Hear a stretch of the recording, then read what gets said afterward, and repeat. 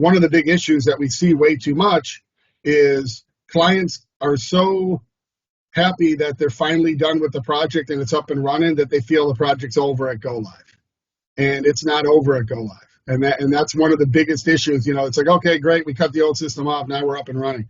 You really have to have a plan, and we always like to say it's implementation plus 1 year.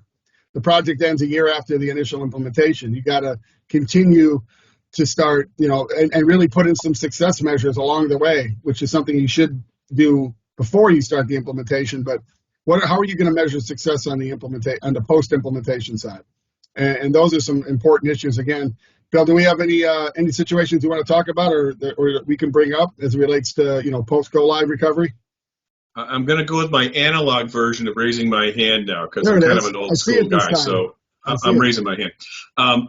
What I was going to say was you used the word adoption when you were talking just a minute ago.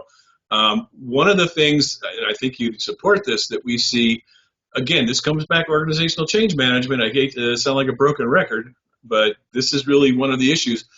Organizational change management, if you don't put that in place, you already mentioned it, people can go live and the system can actually be running perfectly, but if the users don't use it and they go back to their spreadsheets and their Access databases and all those things, you've just put in a really expensive system and you're back in the same processes that occurred before.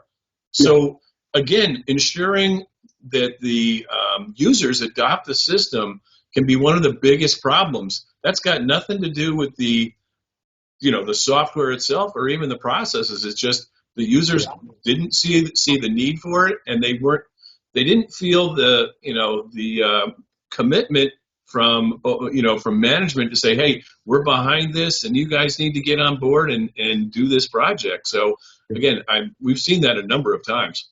Yeah, and I'm going to say again, and that's a really good example, Bill.